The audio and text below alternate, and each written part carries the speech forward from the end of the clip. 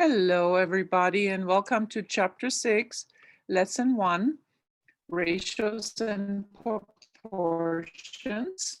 This is on page 337. So we're learning how to write ratios and solve proportions. A ratio is a fraction, like 1/2 is a ratio. It compares two numbers. So right here, it tells us that a ratio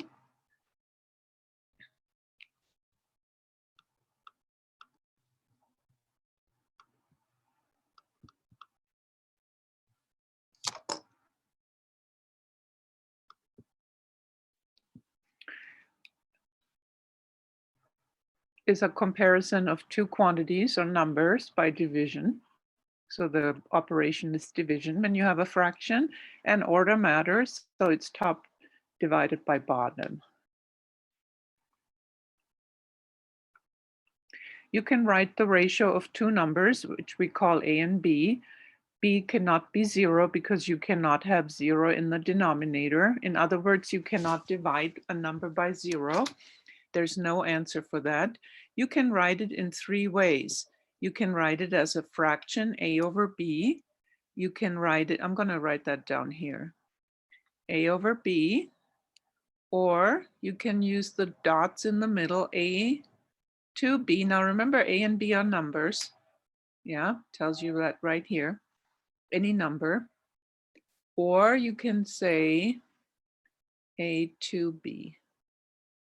But most of the time you'll see the fraction, okay? So let's go to first question and how to write a ratio. So we want to write this fraction right here. A bonsai tree is 18-inch wide and stands 2 feet tall. So it's a tree and 18-inch wide, 2 feet tall. So there's your tree in here. But you notice that the units are not the same, and you have to have the same units. When you compare two numbers, you must have the same units. In other words, they both have to be inches or feet, one or the other. Think, how can you write the width and the height using the same units?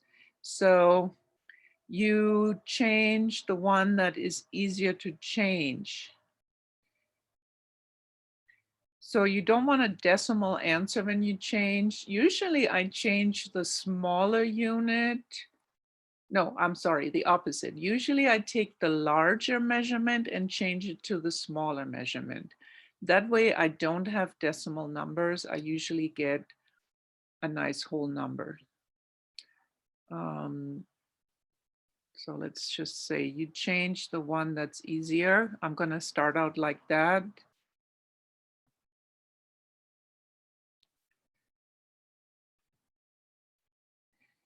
And usually, I'm going to say usually because sometimes, of course, it's the opposite. The larger, or call it the bigger unit, to smaller unit.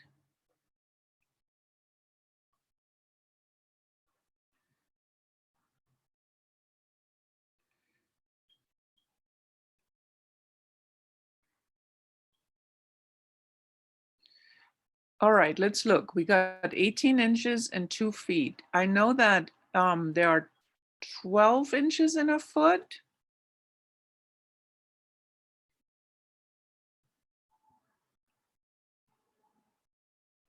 "12 inches per 1 foot, I believe.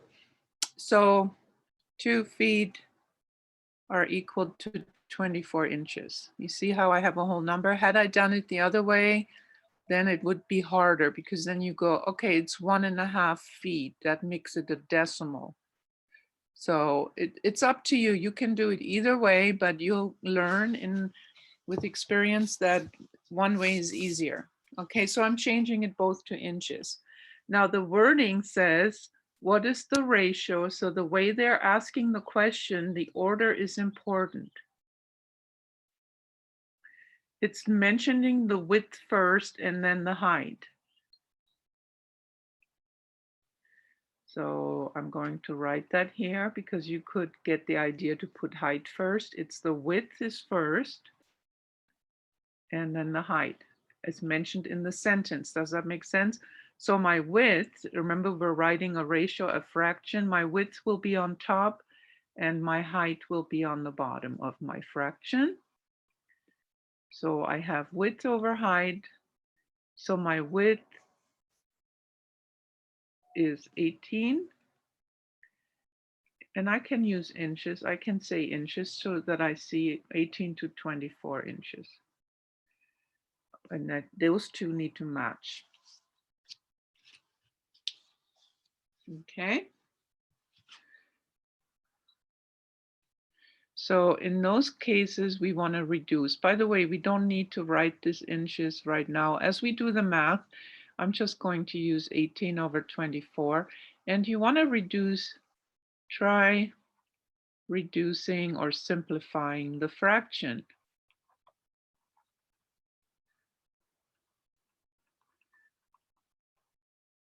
It's okay like this, but we can divide top and bottom by 6. So now it's 3 over 4. So in other words, for every 3 inches width, there's 4 inches height.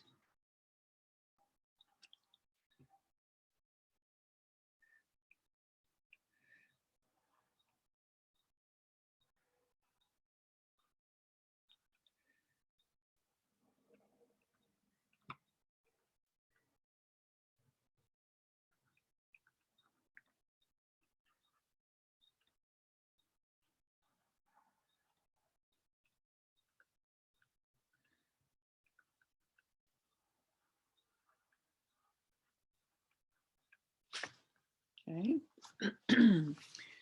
So this is how to write the ratio. So both these answers are okay. This one and this one is better. The smaller the numbers, the easier they're understandable for us people that look at it and we're like understanding 3 to 4 better than 18 to 24. That's why we try to reduce fractions for that very same reason.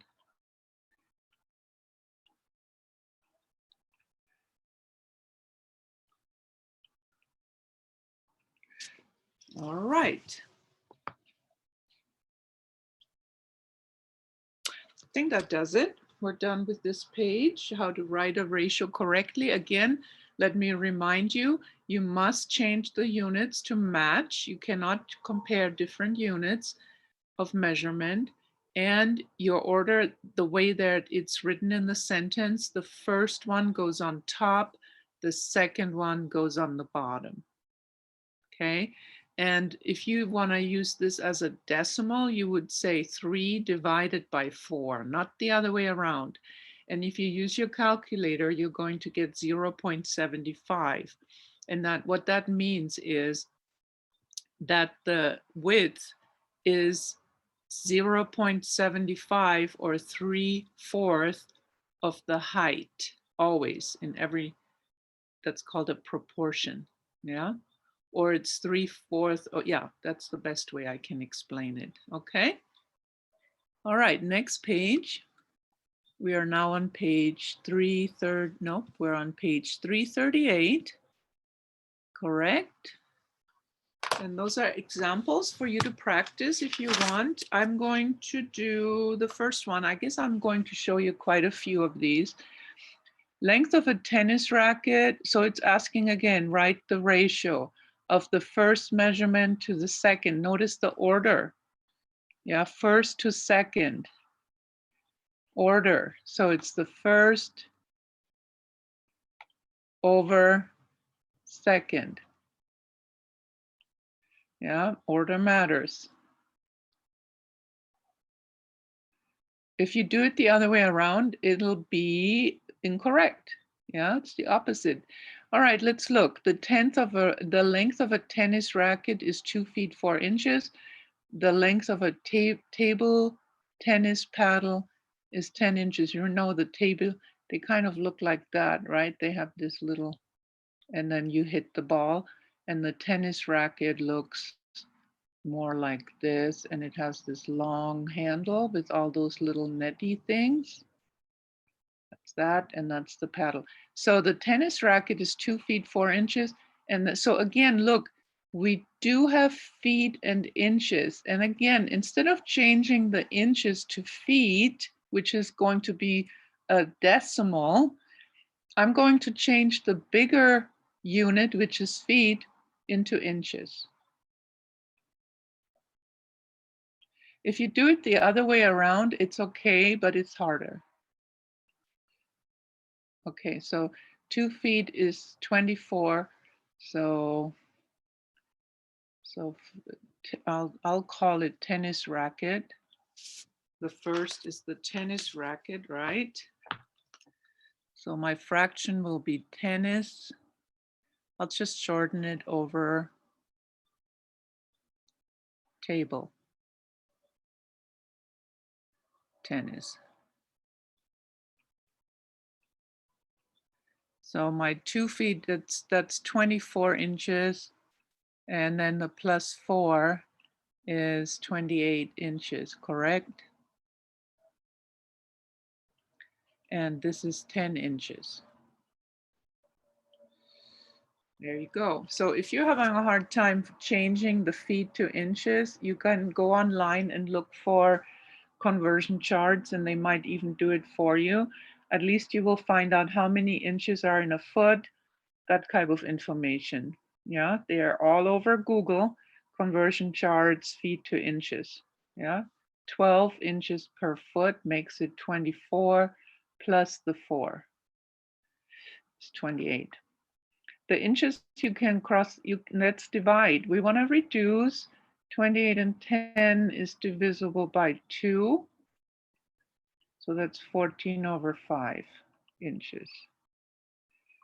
So that's quite a bit bigger, right? 14, that's more than twice.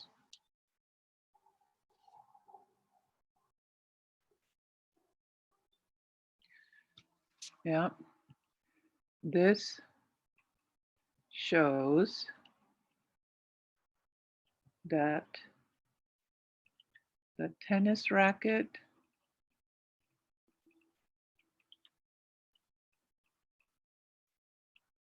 is more than twice as long. Or big, is it long? Length, yeah.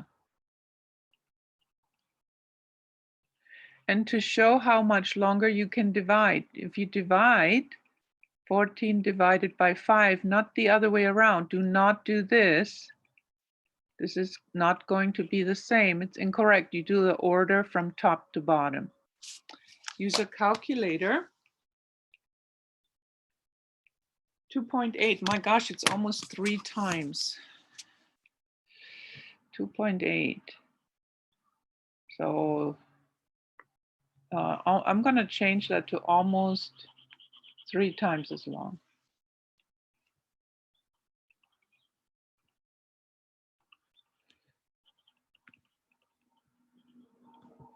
As table tennis. Paddle. Yeah, there we are. Okay, let's do one more. So we have, remember, it's the order is first over second. It still goes on for these questions. So I have to make sure we have a table tennis ball and we have a tennis ball. And the diameter is, so my ratio is, table tennis is smaller, right? So it's small. This is the diameter, and the tennis ball is bigger. This is the diameter. The diameter is the distance from one side to the other, inside, like you're drilling a hole through it. So table tennis ball is 40 millimeter and 6.8 centimeter. Now, again, I'm changing. Okay, so 1 centimeter is 10 millimeter. You can look that up if you're not sure. I hope it's correct. I think it is. And so 6.8 centimeter, I'm multiplying that by 10, and that gives me 68 millimeter.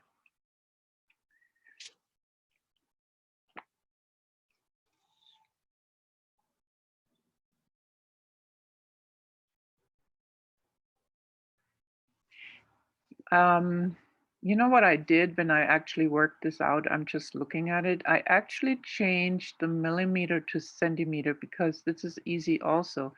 This is simply 4 centimeter. And millimeter are so tiny that it's really hard to envision this number rather than this number. So I'm erasing this. I'm adjusting my thought process here. So that's why I said earlier, usually you change the bigger unit to the smaller, but in this case, it makes more sense because 40 is such a nice round number. This is 4 centimeters. So now let's write our ratio. Tennis ball, 6.8, no wait, table tennis ball, 4 centimeter. Tennis ball on the bottom, 6.8 centimeters. Same units. Reduce 4 and 6.8, you can divide by 2. 2 over 3.4. We can divide by 2 again. So if I reduce and I see that I end up with even digits, I always divide by 2 first. That's 1 and 3.4, it's 1.7. So what that shows us, this is a nice one. It shows that our tennis ball is 1.7 times bigger because this is called a unit rate. A unit rate is when you have a 1 on one of the fractions. If you end up with a 1, then this will explain this is 1.7 times bigger than that one.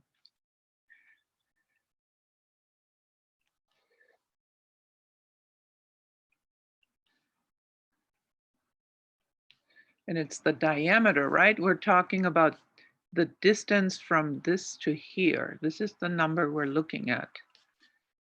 Diameter of the tennis ball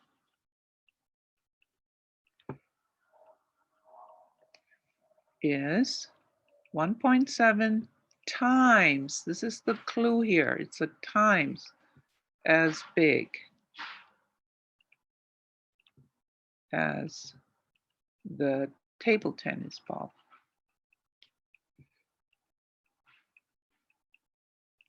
And this wordage that I'm writing here is something you can use over and over again. So I'm going to highlight it. If you have a question on the homework, maybe then you know where to find that. Okay. Do I have problem 2? Yep. And it says dividing a quantity into a given ratio. Oh yeah, this is kind of interesting. The measures of two supplementary angles are in the ratio 1 to 4. So we have two angles, and when they're supplementary, remember the sum is 180 degrees. So you always have the two angles will always form a straight line. That's 180 degrees. Well, the ratio 1 to 4 means that one angle is 4 times bigger than the other angle.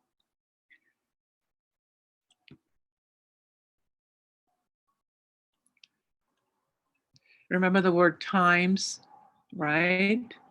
4 times. It's a unit rate.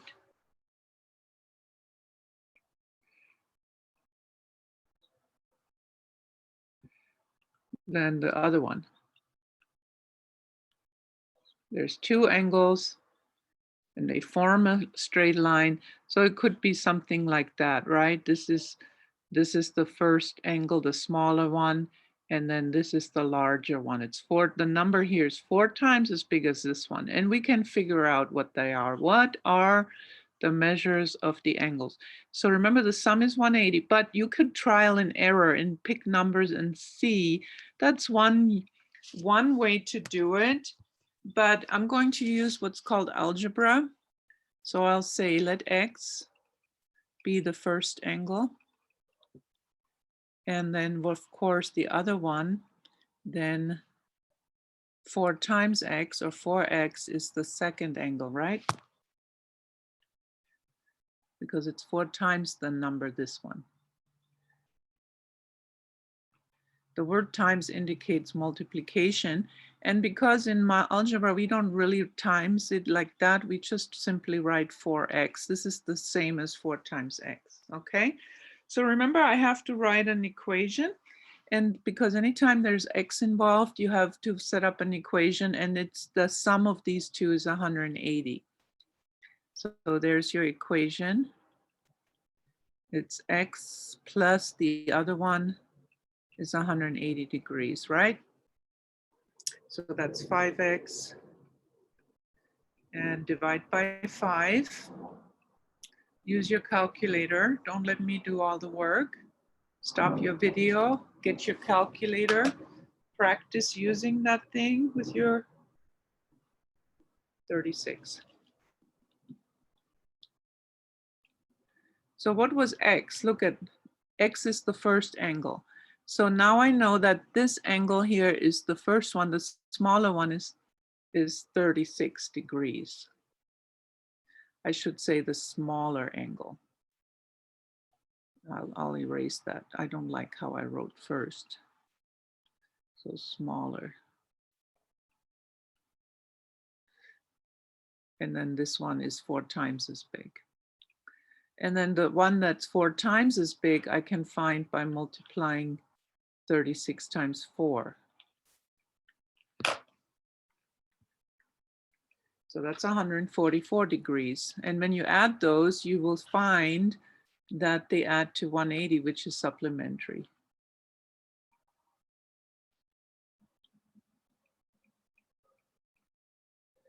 Right? Yep. What are the measures of the angles? All we had is a ratio, 1 to 4. The one angle is 4 times bigger than the other angle. Yeah. And we know that supplementary angles, 2 angles that are supplementary, their sum is 180. They form a straight line. Okay, very good. Oh, another thing I wanted to show you. So if you have 1 to 4, remember the ratio is 1 to 4, and we have the angle 36 over 144. And guess what? If you reduce this fraction, you'll get 1/4. Try it out. Yeah, so this is our angle measures, 36 and 144. Again, the way that your ratio is written, the order is important. The smaller one is first. The bigger one is second. Yeah, always look for that order, if nothing else. Page 339. So I guess I have this one as well. A baseball team, so we're on number 3. A baseball team played 154 regular season games. The ratio of the number of games they won, again, let's underline that. Now we're looking at order, the ratio, that's our fraction. The winning games to the number of games lost. So this is your order. 1 should be on top of your fraction, lost should be on the bottom. Was 5 to 2. So they won 5 and lost 2. No, 5 is 1. Yes, they won 5 and lost 2. How many games did they win? Now notice they played 154 games. So this is a reduced fraction.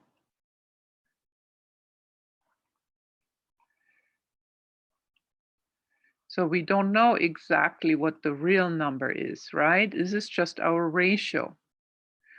So we got to make that fraction bigger and eventually we'll find it. So here's how we're going to start. We're going to write winning over games won. I'm going to write it out really nice so we all understand what I'm writing. Games won over games lost.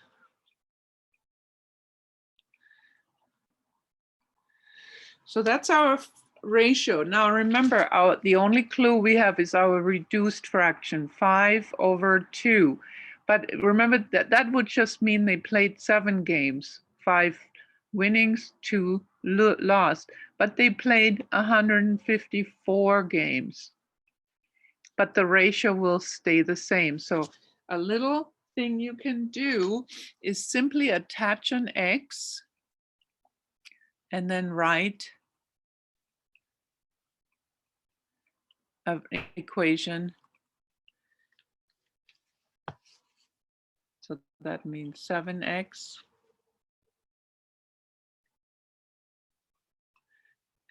We should say x, let x. I need to declare what that is how do I say it? Multiplication factor. I'll call it multiplier. In other words, I'm multiplying my reduced fraction, top and bottom, by a number to bring it up to 154 when you add them up together. It's kind of a little trick. You might have to recreate that on the homework. And 7x is 154 divided by 7. 154 divided by 7 is 22. I have it already worked out. Try it on your own calculator. Make sure you always know how to use your calculator. So remember, x is the multiplier from our reduced form. So now I know that 5 times 22 and 2 times 22, because remember it's 5 times x, and x is the multiplier to get us up to the real number that we want. 5 times 22 I think is 110. And 2 times is 44. Let's add them to make sure. Is that enough for 154? Oops.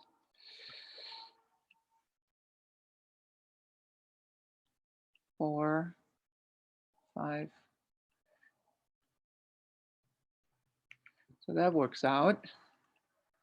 So this is your, what's on top, winning games. So these 110 games won out of the 154 and 44 games lost. So there we are. This is pretty much our answer. You can write a sentence. They won 110 games and lost 44 games. Okay. There you are. There's a little trick. In other words, you could do away with this equation if you can figure out, nope, I think that equation to me is kind of an easier way to do it. You could figure out this number by just simply keep guessing. It's called, a lot of these questions you can work out with guessing and checking. Like, oh, let's try 10. 5 times 10 is 50, 2 times 10 is 20, 50 and 20, 50 wins, 20 losses. That makes 70 games. No, we need 154 games. So you can work your way up. A lot of times little charts help to organize your work, but this little equation here seems like it does the trick. Just call that multiplier X. Okay. Let's go to the bottom. Extended ratio, right here in the middle of the page. An extended ratio compares 3 or more numbers. So that's what we're dealing with now. It looks like this, A to B to C. Remember, first we had A to B. That was our 2 ratio, like a fraction. You can make it into 3 like that. I don't see any way we can write this as a fraction. Okay, so first we had 2. All right, before 2 numbers and now 3 numbers, right? The ratio of the first 2 numbers is A to B, the ratio of the last 2 numbers is B to C, and the ratio of the first and last are A to C. So you can write it 3 different ways. Check it out. And what are we doing with this extended ratio? So the length of the sides of a triangle.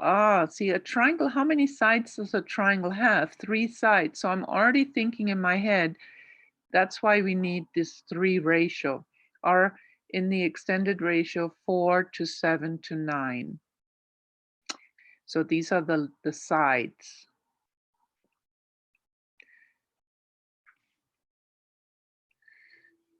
The length of the sides. Okay. This is the length. This is like in a reduced form. This is not the actual length.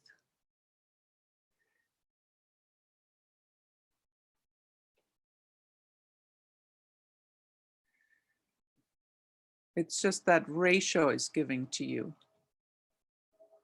We have to find the actual length.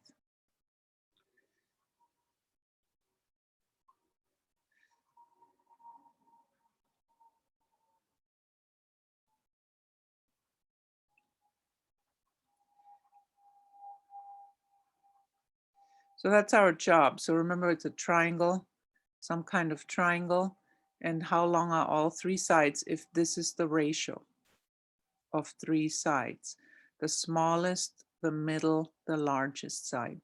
All we have, here's our clue. This is your clue. The perimeter is 60 centimeters. The perimeter is sum of all sides.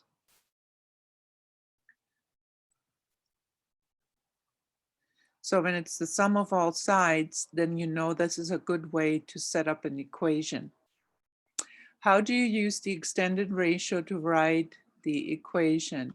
I'm going to say attach an x to each number. Hopefully this will jog your memory when you read your notes, and write equation.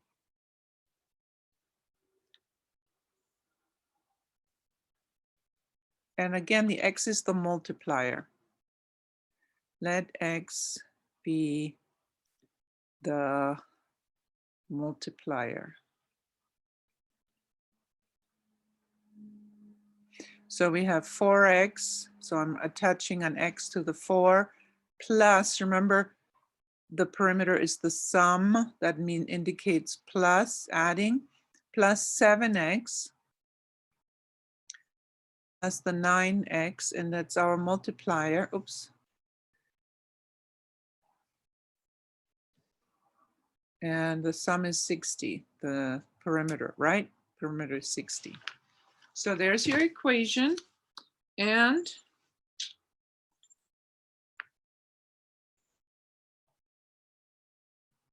yeah, so I don't know why I have a 3 on there.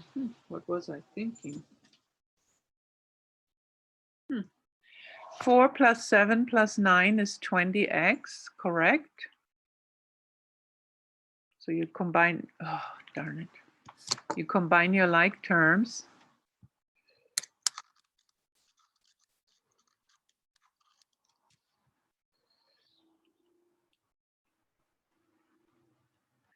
$20x. And then you divide by, what do you think?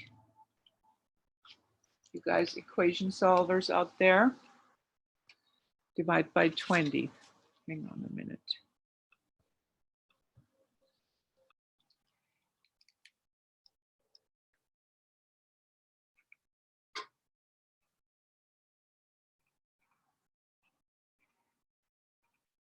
You can always cancel any common 0. 6 divided by 2 is 3. So we have x, which is our multiplier. This is not a side length. This is not, it's asking what are the lengths of the sides. This is not the answer, guys. This is my multiplier. So I'm going to always write down what my variable x or so, whatever number letter you want to use means. This is called assigning a meaning to your variable x, yeah? So now I have to multiply 4 times 3, 7 times 3, 9 times 3. So how about if I put that here? So 4 times 3 is 12. Then 7 times 3 is 21. And 9 times 3 is 27. Side lengths of triangle are 12, 21, 27 centimeters.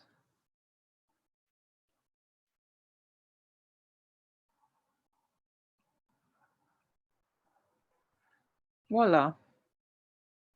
All done. Okay.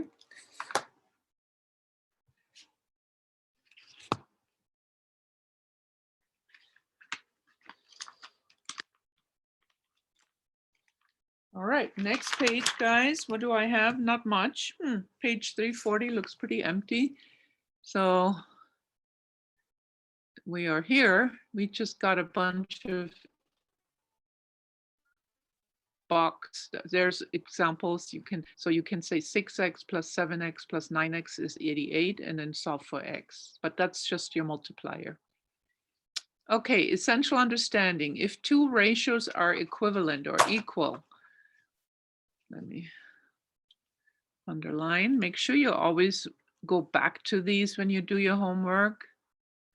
You can write an equation stating that the ratios are equal. So that's called a proportion.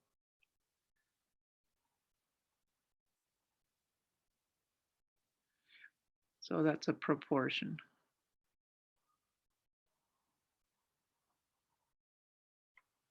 Yeah. If the equation contains a variable, you can solve the equation to find the value of the variable.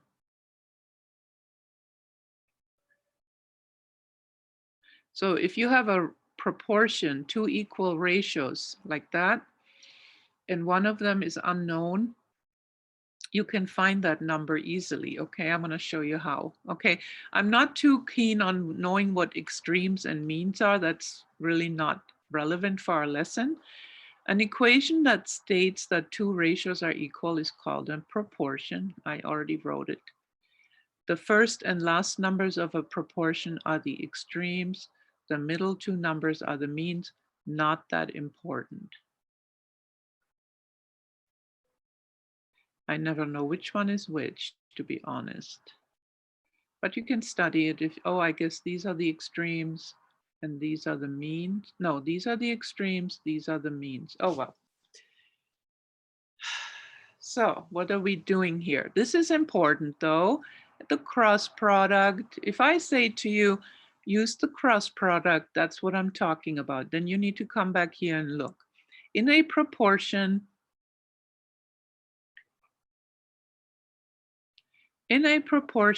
remember a proportion is two equal ratios.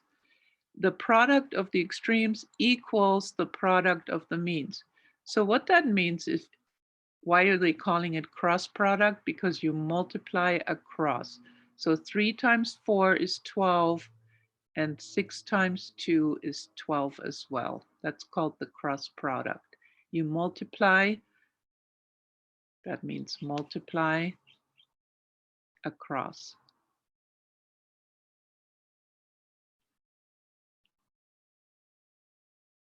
All right. Okay, and then it's showing you how it works, but don't worry. too high, too much for you guys at this level. I just would rather have you know how to solve these cross products, but this is how it works, okay? If you're interested in studying that.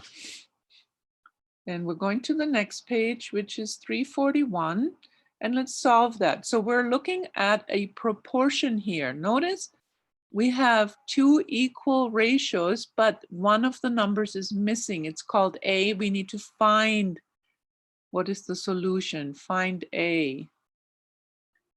And the way we're going to do that is find the cross product. So when you do that, start out, this is a bad copy, very blurry, right? Start out anywhere you want, but make an arrow this way and multiply that. 2 times A is 2A. Then comes the equal sign and then go this way. 14 times 9, what is that? I'll just write it out. So 2 times A equals 14 times 9. And now when you find 14 times 9, you can then divide your equation by 2. 126. Notice there's no more fraction. The fraction is gone at this point. It'll be back though. But at this point, you don't have a fraction anymore.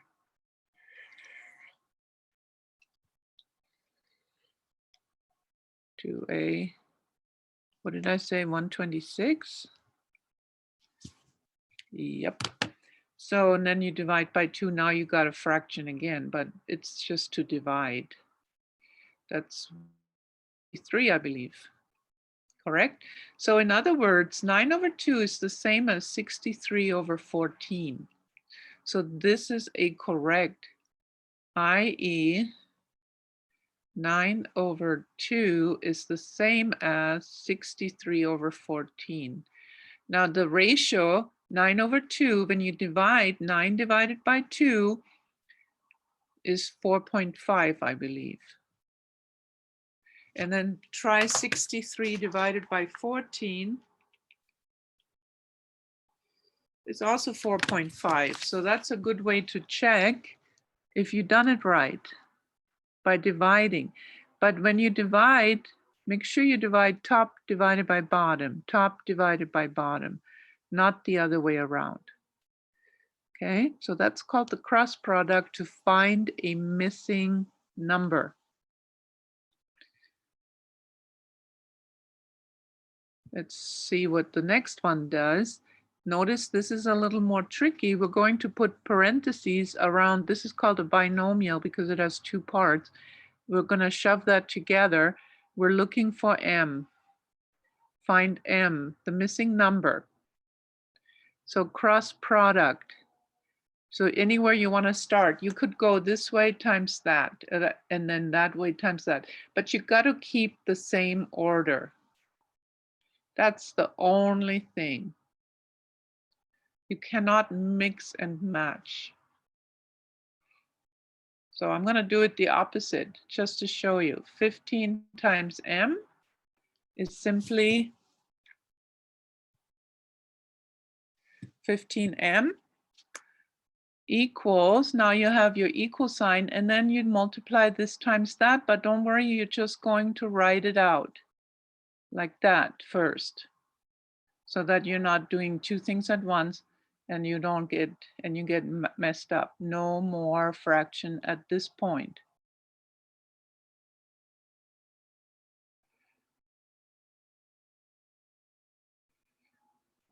And now you need to simplify. So in other words, you need to multiply this out and solve. I want you to do that yourself. Pause your video for a second and then check back and see if you got the same thing. Okay, so I solved it. Let's see if you got 1/4. If you got 4, then you didn't look at this fraction correctly. 3 out of 12 is not 4, it's 1/4. So check that out. Also, you might have not multiplied this 1 by 3. You might have gotten a 1 here and carried that down. You need to fix that. It's 3 times 1 is 3. Okay, and then you finish it up like that. So now what does that mean? That it means that when you check, it means that 15 over 1/4 plus 1 is the same as 3 over 1/4, which is very convoluted. The 1/4 plus 1, what I'm going to do with that is make it 5/4. And then dividing fraction, it's no lie. You flip the second and multiply. That's how you deal with those. So you flip that one around and flip this one and multiply. That's how you deal with that. 15 and 5 turns into 3. 3 times 4 is 12. 3 times 4 is 12. 12 over 1 is simply 12, and it checks out. So 1/4 works. Checking it is not required, but I wanted you to see how to deal with that fraction. I know that's a little tricky. Okay. Okay, then let's move on to the next page. Okay, the next page tells us, let's see where we have that. Okay, on top of the page, properties of proportions. So that looks very tricky, and I want to give you a little over here. I'm going to write down, using the properties of equality, you can rewrite proportions in the same form. So you don't, there's certain ways that you say, well, I did it differently, but you can still do it correctly if you do it the right way, okay, like your proportions. So let's say you have, best is to look at these examples. Look here.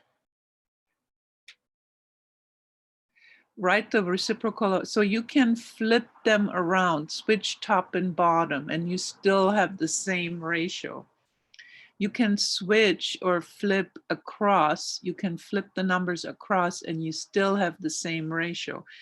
And you can even, which I didn't even realize, you can even add the numerator and the denominator and still have the same fractions, the same ratios, and proportions. I'm sorry, I should be more precise. So here's what I want to have you write. What you can do. Okay, so switch top and bottom.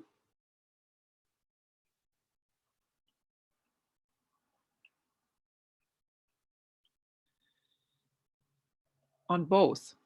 You can't just switch one and not the other.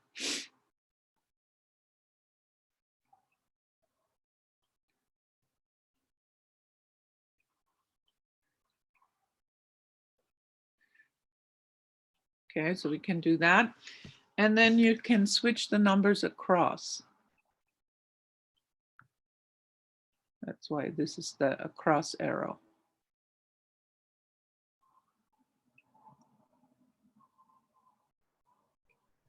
And then here, this is the weird one. You can add the numerator. Let me just call it top and bottom because it's shorter.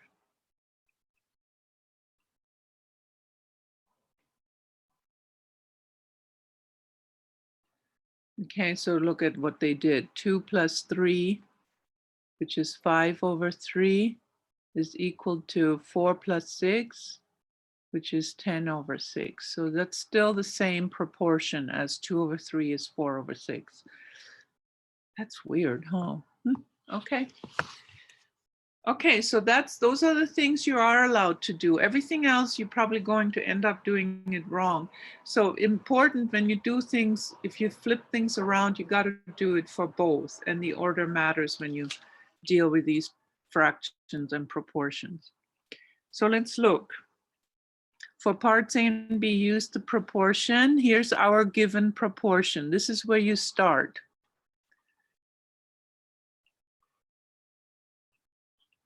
What ratio completes the equivalent same proportion? Justify your answer. So look, they flipped it. So that means, so that's just flipped, right? But that means you have to do the other side too. So I have to flip that side. That'll be 7 over y. You see how that got moved up and down? Yeah, you can't just do one and not the other.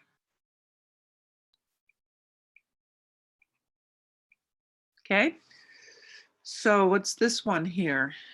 Oh, they added the denominator. Added denominator.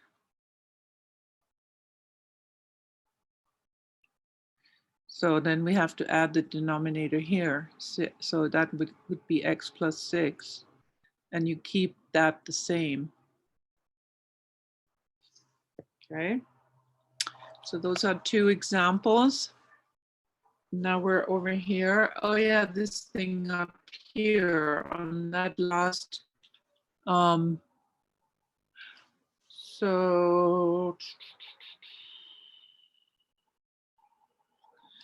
here's what, oh gosh, this thing is going crazy sometimes. So what are we doing here? We got, this is our proportion. This is where you start looking. And then we got this triangle to look at. So remember, A over B is 3 over 4. That's what it's correct. This is the correct way, okay?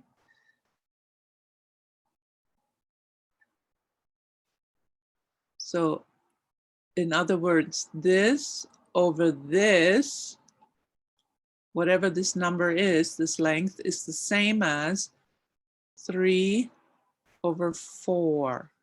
Yeah, this is the way we're going to do it. Now, what does that say? 4a, oh, we did cross product.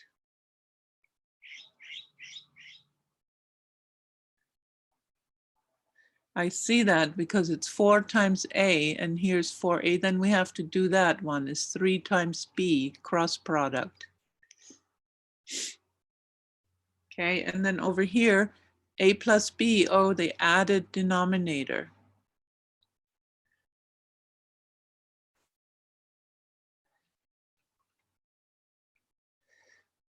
A plus b over b is the same as 3 plus 4 over 4. Or a plus b over b is the same as 3 plus 4 is 7 over 4. So that would be another equivalent ratio. So we're done with the lesson. Here's your homework. We're on page 343. Please circle the ones you're doing for homework. It's easier for me to check when you show me your homework. A cell phone is 84 millimeters long and the same units. Very easy. Yay, same units, nothing, we don't need to change units, okay? They are matching. What is the ratio of width to length? Remember, the width is mentioned first, length is mentioned second. So that's how you write your, oh gosh, that's how you write your ratio. Okay, then we do number 12.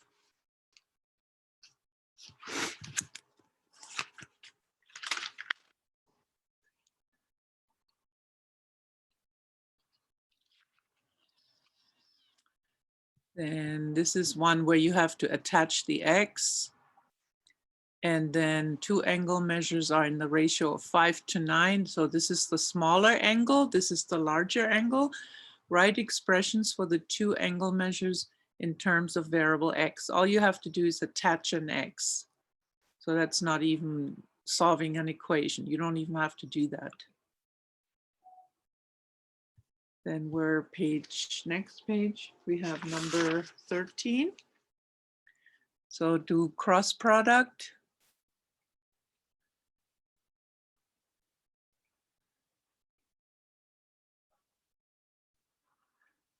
Okay, 14. So complete the equivalent proportion.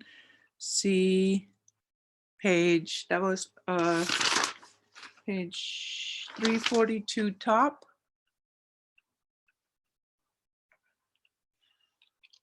Okay. Same here.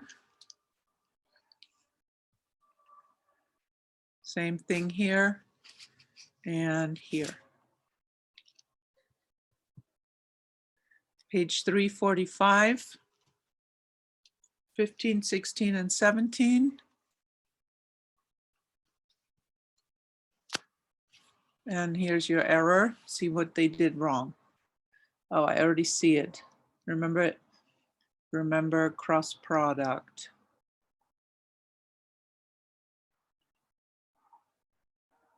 What does the word cross mean? Okay, the next page.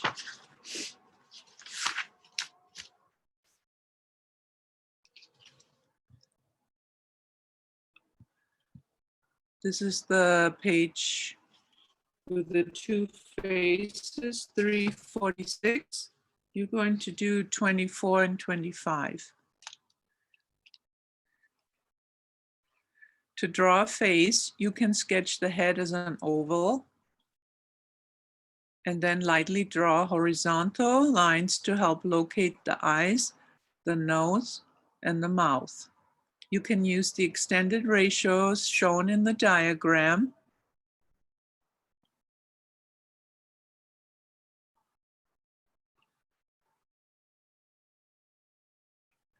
So it's find the multiplier, right? Remember, when you attach the x, you're finding the multiplier to multiply each of these numbers with. Call it x. Most likely you'll have to write some equation. You can use the extended ratios shown in the diagrams, there they are, to help you place the lines for an adult's face or for a baby's face. They're different. Babies have little, their eyes are lower. Adults, the eyes move up on their face a little more. The babies are so cute because they have such large foreheads. So the distance here to here is bigger than the adult distance, okay? So here are the clues and good luck on that one. I am going to see who can work these two questions out, okay? And end of lesson today. Have a good one.